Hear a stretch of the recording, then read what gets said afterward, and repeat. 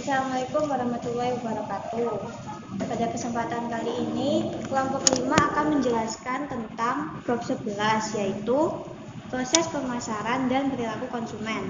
Pada subbab pertama yang akan dijelaskan oleh saya, Linaya Naomi Garneta dengan nomor NPM 154. Apa sih pemasaran itu? Pemasaran merupakan kegiatan serangkaian penerapan dan proses penciptaan pengomunikasian, penghantaran, dan pertukaran yang memberikan nilai bagi pelanggan, klien, mitra, dan masyarakat secara luas. Jadi intinya itu pemasaran semua keinginan manusia yang diarahkan untuk memuaskan kebutuhan dan keinginan melalui proses pertukaran. Proses pertukarannya ini kalau misalnya zaman sekarang itu berarti kan uang ke barang, seperti itu. Lalu selanjutnya ada menghantarkan nilai. Menghantarkan nilai berarti karena keinginan kita untuk membeli barang dan jasa itu kan banyak, jadi tidak terbatas. Tapi sumber keuangan yang kita punya itu terbatas. Maka hal tersebut itu mengharuskan kita untuk selektif dalam membeli barang yang kita mau. Lalu selanjutnya ada nilai dan manfaat. Nilai sendiri adalah perbandingan relatif antara manfaat produk dibandingkan dengan biayanya. Pelanggan yang puas menerima manfaat lebih besar daripada biayanya. Jadi nisbah yang sederhana tapi penting bagi nilai produk adalah nilai sama dengan manfaat per biaya. Sumber daya pemasaran dikerahkan untuk menambah manfaat dan mengurangi biaya suatu produk agar memberikan nilai yang lebih besar demi memuaskan pelanggan. Demi memuaskan pelanggan, perusahaan dapat yang pertama mengembangkan produk yang benar-benar baru dan berkinerja lebih baik. Yang kedua ada membuka toko lebih lama. Jadi misalnya kayak toko itu bukanya 24 jam, itu pasti mempunyai nilai yang lebih. Lalu yang ketiga ada menawarkan pengurangan harga, memberi diskon pada saat-saat tertentu. Lalu yang keempat ada menawarkan informasi yang menjelaskan bagaimana suatu produk dapat digunakan dengan cara lain. Lalu yang ketiga ada nilai dan kegunaan. Definisi nilai tadi sudah dijelaskan. Kemudian definisi kegunaan yaitu kemampuan produk untuk memenuhi keinginan dan kebutuhan manusia. Kegunaan ada 4 jenis, yaitu kegunaan bentuk, yaitu menyediakan produk dengan fitur yang diinginkan pelanggan. Lalu yang kedua ada kegunaan waktu, menyediakan produk ketika pelanggan menginginkan. Lalu yang ketiga ada penggunaan tempat, yaitu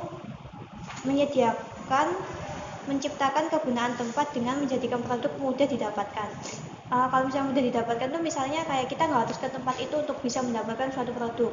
Jadi bisa mungkin lewat online, kayak sekarang kan banyak tuh online. Nah itu termasuk kegunaan tempat. Jadi kita bisa beli lewat website aja mungkin.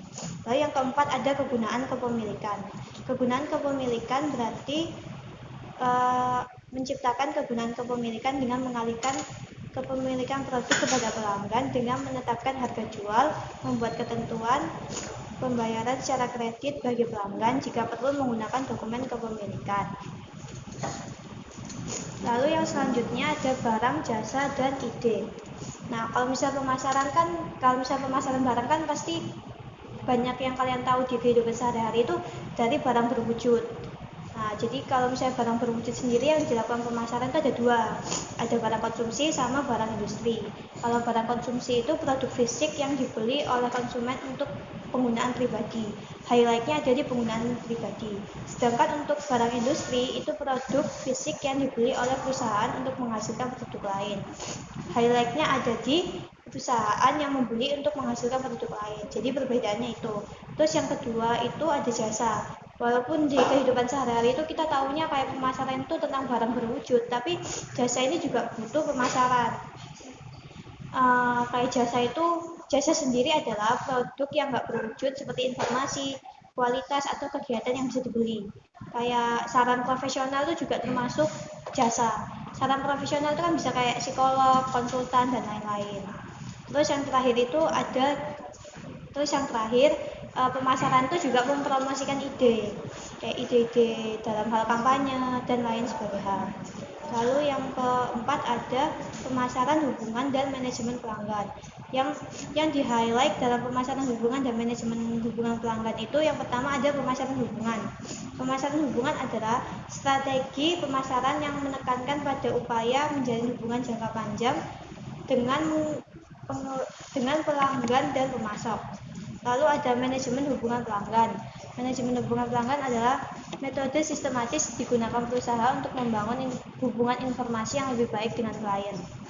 Kalau kita mempunyai hubungan informasi yang baik dengan klien kan pasti perusahaan kita ini berjangkanya lebih panjang, untungnya lebih banyak. Lalu yang ketiga ada pengudangan data. Pengudangan data kita itu melakukan pengumpulan dan penyimpanan data pelanggan. Yang keempat, yang terakhir ada penggalian data. Penggalian data berarti penerapan ideologi elektronik untuk mencari, menyaring, dan menyusun sekumpulan data untuk menemukan informasi yang berguna. Jadi kayak kalau misalnya kita sudah melakukan pengudangan data, tapi kita belum ada beberapa data yang belum kita dapatkan. Nah itu kita dapatkan dari penggalian data. Selanjutnya ada lingkungan pemasaran. Lingkungan pemasaran itu seperti kayak lingkungan pemasaran. Setiap program pemasaran harus mengenali faktor-faktor dalam lingkungan eksternal perusahaan, yaitu segala hal yang berada di luar batas organisasi dan dapat mempengaruhi organisasi tersebut. Lingkungan pemasaran sendiri itu ada 5. Yang pertama ada lingkungan politik hukum.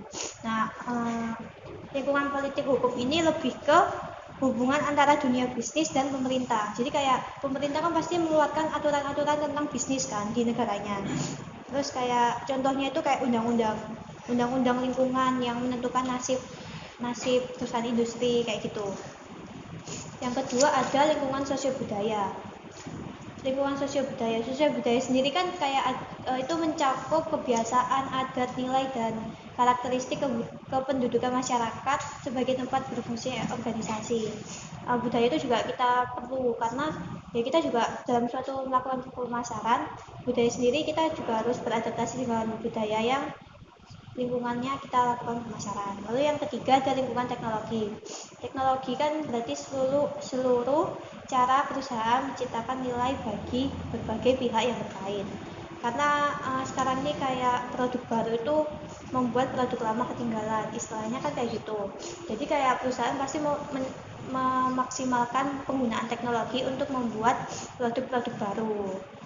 Lalu yang keempat ada lingkungan ekonomi. Karena lingkungan ini menentukan pola belanja konsumen, bisnis, dan pemerintah. Lingkungan ekonomi ini termasuk yang paling penting lah di antara lingkungan pemasaran yang lain. Jadi kayak pemasaran itu memperhatikan variabel-variabel ekonomi kayak inflasi, tingkat bunga, dan resesi.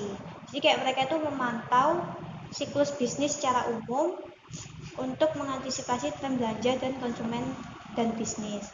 Yang terakhir ada lingkungan persaingan atau lingkungan resesi. Nah, dari namanya kan kayak persaingan. Jadi merupakan sistem persaingan tempat bisnis saling bersaing. Lalu selanjutnya ada 3 macam persaingan. Yang pertama ada produk substitusi. Produk substitusi itu kayak produk yang tidak serupa dengan produk pesaing tetapi mengisi kebutuhan yang sama. Kayak contohnya tuh vitamin sama trainer kesehatan. Mereka kan sama-sama mengisi hal yang sama. Kayak kalau misalnya mereka menggunakan vitamin, mereka bisa sehat. Tapi kalau misalnya mereka menyewa trainer kesehatan, itu mereka juga bisa memperbaiki pola kesehatannya. Sama tapi tidak serupa. Contohnya kayak gitu. Terus ada persaingan merek. Persaingan merek ya mungkin kita bisa lihat kalau misalnya mereknya udah besar, mereka lebih terjamin atau lain sebagai hal. Lalu yang ketiga ada persaingan internasional. Persaingan internasional itu kompetitif produk domestik dibandingkan dengan produk luar negeri. Kurang lebihnya kayak gitu. Lalu pada subbab selanjutnya akan dijelaskan oleh rekan saya. Selanjutnya akan saya jelaskan tentang apa pentingnya rencana pemasaran, yaitu untuk memfokuskan usaha pemasaran demi pemenuhan kebutuhan dan keinginan konsumen. Selanjutnya ada 5 komponen pengembangan pemasaran. Yang pertama mengidentifikasi tujuan atau sasaran, menentukan kapan hal tersebut akan direalisasikan dan bagaimana caranya. Yang ketiga mengevaluasi kebutuhan dan ketersediaan sumber daya. Yang keempat menyesuaikan rencana dengan sumber daya yang ada. Yang kelima, mengidentifikasi peluang keberhasilan di masa mendatang. Selanjutnya adalah strategi pemasaran, yaitu seluruh program dan kegiatan pemasaran yang akan digunakan untuk mencapai tujuan pemasaran. Selanjutnya ada manajer pemasaran, yaitu manajer yang merencanakan dan melaksanakan kegiatan pemasaran yang menghasilkan pengantaran produk dari produsen ke konsumen. Selanjutnya ada 4 komponen dasar strategi pemasaran atau 4P. Yang pertama ada produk. Produk ini sebuah barang, jasa, atau lainnya yang digunakan untuk memenuhi kebutuhan dari pelanggan. Yang kedua adalah menetapkan harga atau pricing, yaitu pemilihan harga terbaik yang tidak merusak harga pasar, tidak terlalu tinggi dan tidak terlalu rendah, tapi tetap dapat menutupi HPP yang ada. Selanjutnya ada place atau tempat. Dalam bauran pasar, tempat atau distribusi menitikberatkan pada pertanyaan di mana dan bagaimana pelanggan bisa mengakses produk yang mereka beli. Selanjutnya yang keempat ada promotion atau promosi, yaitu mengkomunikasikan informasi mengenai produk. Dari iklan ini atau promosi biasanya bisa disebarluaskan melalui media cetak atau televisi seperti itu. Untuk selanjutnya ada strategi pemasaran terintegrasi. Adalah perpaduan 4P yang bisa memaksimalkan kegiatan baik pemasaran maupun pemasaran perusahaan. Sekian dari saya, terima kasih. Terima kasih atas kesempatannya. Selanjutnya, mengidentifikasikan segmen pasar. Pemilihan target pasar menjadi langkah awal dalam strategi pemasaran. Pemasaran target mengharuskan adanya segmentasi pasar yang membagi pasar ke dalam berbagai kategori jenis pelanggan atau segmen yang memiliki kebutuhan dan keinginan serupa dan yang menunjukkan minat pada produk yang sama. Terdapat 5 aspek yang berpengaruh pada perilaku konsumen. Yang pertama ada segmentasi geografis. Segmentasi geografis merupakan unit geografis mulai dari negara hingga lingkungan sekitar yang dapat dipertimbangkan dalam mengembangkan strategi segmentasi geografis. Yang kedua, ada segmentasi demografis. Segmentasi ini merupakan strategi segmentasi yang menggunakan karakteristik kependudukan demografi untuk mengidentifikasikan beragam segmen pasar. Yang ketiga, ada segmentasi geodemografis. Merupakan kombinasi karakteristik geografis dan demografis untuk mengidentifikasikan beragam segmen pasar dalam strategi segmentasi. Yang keempat, ada segmentasi psikografis.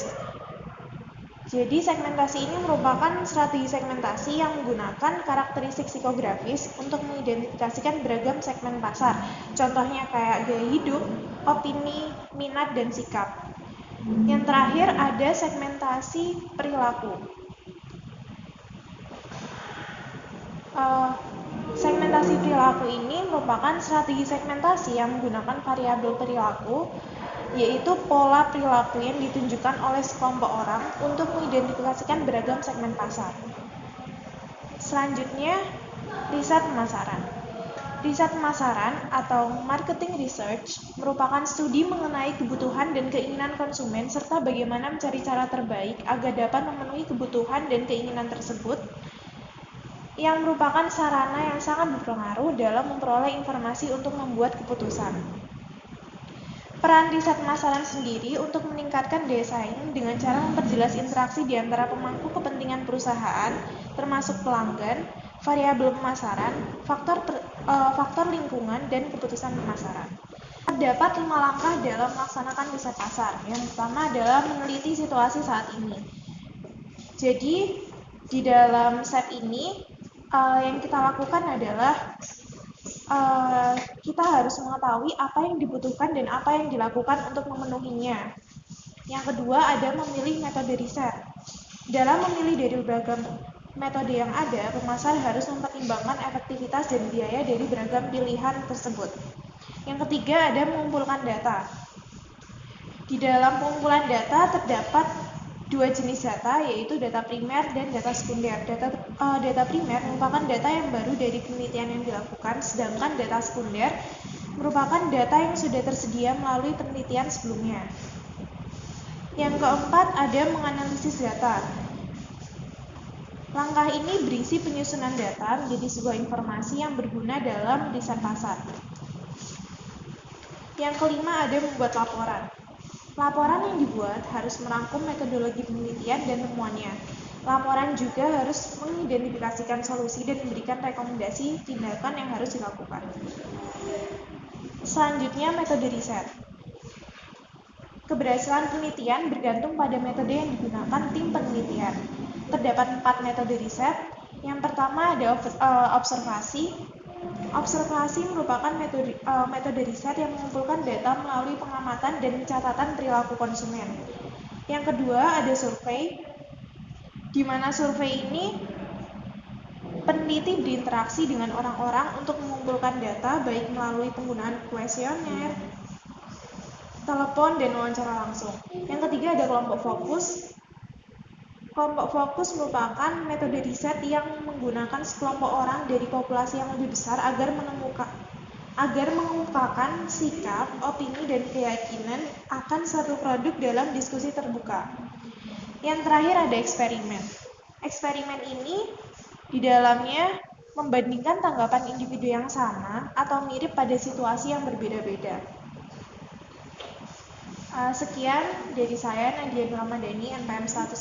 Selanjutnya akan dilanjutkan oleh rekan saya. Selanjutnya akan saya jelaskan mengenai pengaruh-pengaruh pada perilaku konsumen. Memahami perilaku konsumen. Hasilnya berfokus pada 4 bidang yang menjadi pengaruh utama pada perilaku konsumen. 1. Psikologis, 2. Pribadi, 3. Sosial, dan 4. Budaya. Pengertian pengaruh psikologis.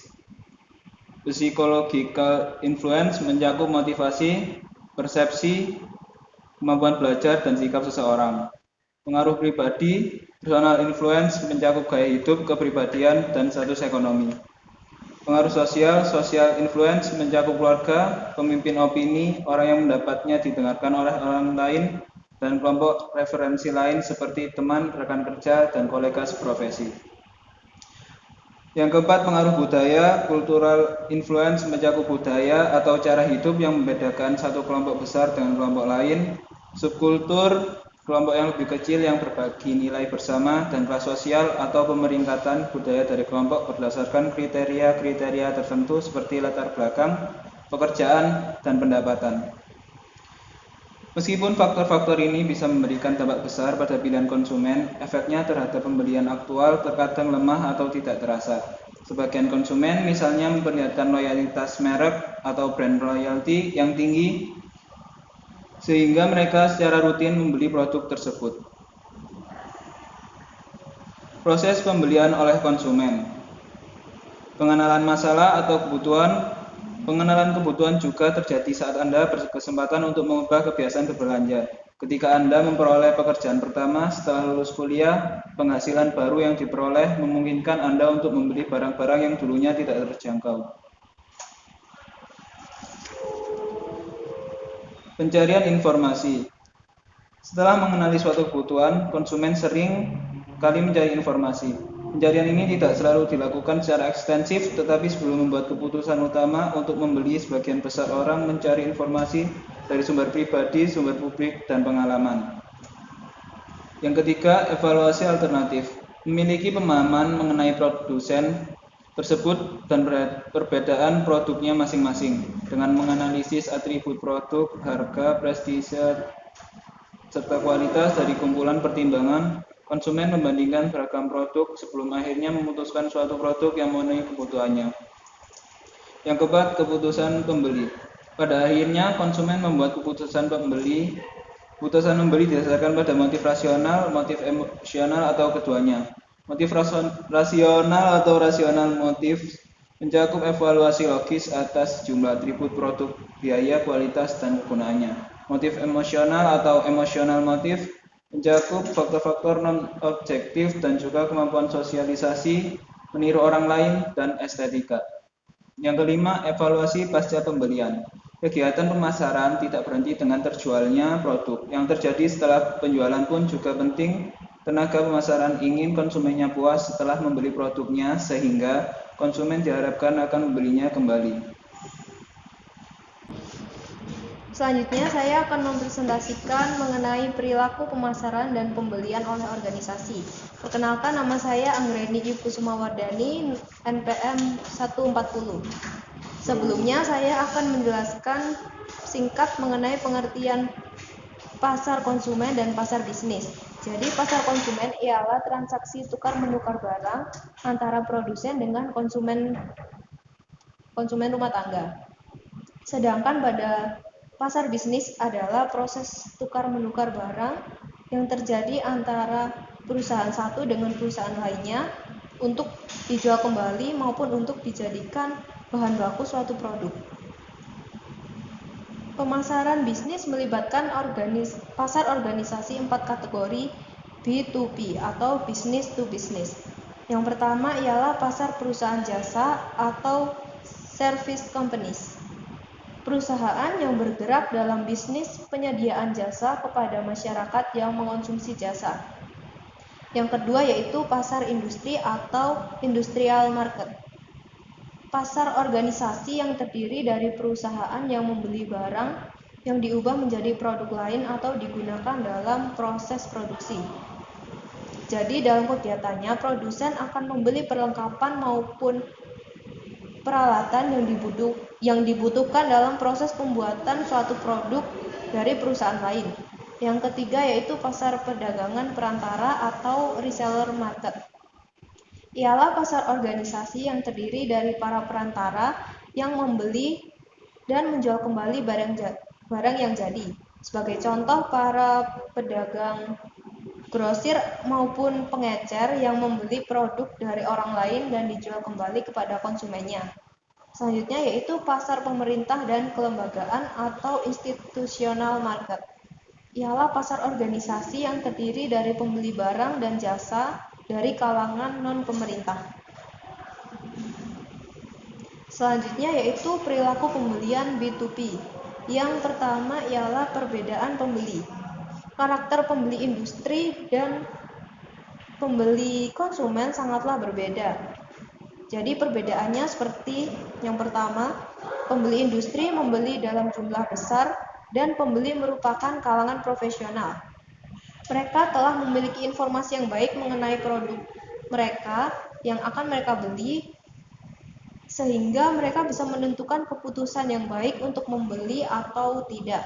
Karena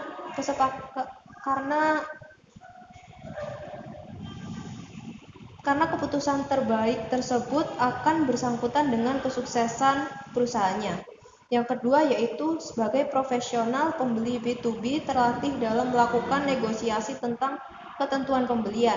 Setelah terjadi kesepakatan, mereka akan membuat kontrak formal. Dan yang ketiga yaitu pembeli industri adalah pakar perusahaan yang memahami dengan baik produk yang dibeli. Selanjutnya, perbedaan dalam hubungan pembeli dan penjual. Hubungan konsumen akhir dengan penjual seringkali berjangka pendek dan dilakukan hanya sekali. Sedangkan dalam B2B seringkali melibatkan hubungan jangka panjang antara pembeli dan penjual. Perkembangan hubungan jangka panjang akan memberikan informasi mengenai kelebihan suatu perusahaan dan memberikan rasa aman kepada kedua belah pihak. Dan selanjutnya yaitu media sosial dan pemasaran. Jejaring sosial yang digunakan pemasar saat ini berbentuk komunikasi yang mengalir antara orang-orang dan organisasi yang dilakukan secara daring. Media jejaring sosial yang digunakan untuk mencari informasi produk sebelum menentukan keputusan membeli produk tersebut ialah seperti Instagram, YouTube, Twitter, ataupun Facebook. Selanjutnya yaitu pemasaran viral dan jejaring sosial. Pemasaran viral adalah jenis pemasaran yang mengandalkan internet untuk menyebarkan informasi antar individu mengenai produk. Tujuannya ialah untuk mempromosikan produk baru, meningkatkan kesadaran merek, serta mendorong antusiasme masyarakat untuk membeli produk tersebut. Sarananya bisa melalui blog perusahaan yang berfungsi sebagai wadah untuk menyampaikan pesan mengenai suatu produk. Selanjutnya ialah pendapatan berbasis web dan jejaring sosial. Perusahaan besar atau perusahaan kecil pun menggunakan saluran media sosial untuk menambah pendapatan secara berjejaring dengan pelanggan di target pasarnya. Pemasaran dengan metode ini akan menciptakan kesadaran konsumen secara lebih cepat dan dengan jangkauan lebih luas dan dengan biaya yang lebih murah, sehingga pendapatan yang diperoleh akan semakin besar. Selanjutnya, mengenai bauran pemasaran internasional. Pemasaran produk di dunia internasional akan menimbulkan tantangan-tantangan yang lebih besar. Dengan demikian, maka harus mempertimbangkan unsur-unsur bauran pemasaran internasional seperti yang pertama, produk internasional. Sebagai produk yang dijual di luar negeri, haruslah menciptakan produk yang dibuat untuk mengakomodasi fleksibilitas, karena pelanggan dari luar negeri akan berbeda dengan pelanggan domestik, yaitu berbeda dari segi bahasa, kebiasaan, serta budaya. Yang kedua yaitu penetapan harga internasional. Pemasar harus mempertimbangkan biaya transportasi dan penjual produk yang lebih tinggi di luar negeri. Yang ketiga ialah distribusi internasional. Perusahaan yang telah memiliki jejaring distribusi dan pemasaran yang luas akan menikmati keuntungan tersendiri. Dan yang terakhir ialah promosi internasional. Perusahaan harus secara cermat menyesuaikan promosi produk dengan kebiasaan yang berlaku di suatu negara dan juga nilai budaya yang dianut, agar dapat mempromosikan produk tersebut dengan sukses tanpa mengganggu perasaan pelanggannya. Sekian presentasi dari saya, selanjutnya akan disampaikan oleh teman saya. Selanjutnya, saya Andi Septiani dengan NPM 141 akan menjelaskan tentang produk-produk bisnis kecil. Sebagian produk dan perusahaan baru menemui kegagalan sedari awal karena hanya ada segelintir pelanggan yang menginginkan atau membutuhkan produk mereka. Banyak yang gagal mengestimasi potensi pasar yang realistis dan sebagian menawarkan produk baru sebelum benar-benar memahami segmen target pasar mereka. Lalu ada penetapan harga untuk bisnis kecil. Penetapan harga yang sembrono dapat menenggelamkan perusahaan yang melahirkan produk baik.